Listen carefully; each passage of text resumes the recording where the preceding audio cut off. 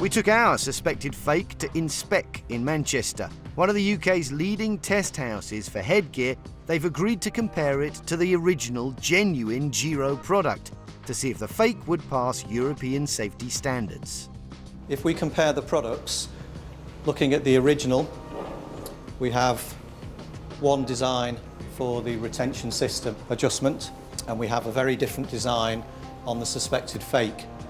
Similarly, for the side buckles, we have one design on the original and a different design on the suspected fake. At this point, that doesn't enable us to draw any conclusions, but it's something that obviously the end user can look for if they're comparing the product. Andrew and his team will run tests to check that the helmets comply with the legally required European standard for bicycle headgear, EN 1078. To begin with, the genuine product will be put through its paces in a series of real-life scenarios. Firstly, they'll measure its performance when dropped onto this anvil, shaped like a curbstone. The test simulates a head, in this case hitting the curbstone. The standard for the shock absorption test, it includes a maximum permitted acceleration of 250 G.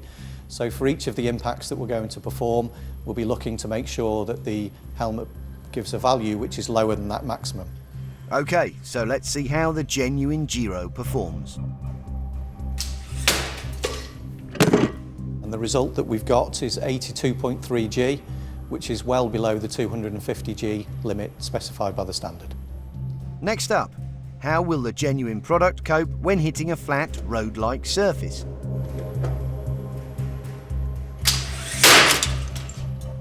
So we've got a result of 187.3 G, which is still well below the limit of 250 G. It's good performance. So that's a pass, as expected, for our genuine Giro helmet. Has the suspected fake got any chance of matching it?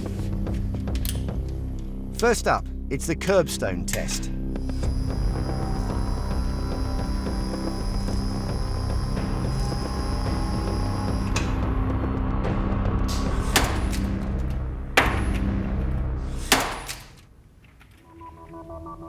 That's a terrible result. As you can see from the helmet, it's actually split in two. The value that we've recorded is 1,209.8 G, many times the maximum permitted by the standard. That's nearly 5 times over the golden 250 G safety limit. And from Andrew, the news just gets worse. But unfortunately, that's also exceeded the maximum that we can record with our equipment, so the value could even be higher than that, which is terrible. I think we can be fairly confident that it is absolutely a fake, and in practice that would result in a catastrophic injury for the wearer. The fake's failed so badly that it can't continue. Normally we would be able to perform a second impact. Clearly in this case we can't do that. The lab's test rig is also damaged. You can actually see where the curbstone has hit straight onto the head form and put an indentation in the test head form. If that was somebody's skull, then that would not be very nice. Should you have an accident, there would be potentially very, very serious consequences.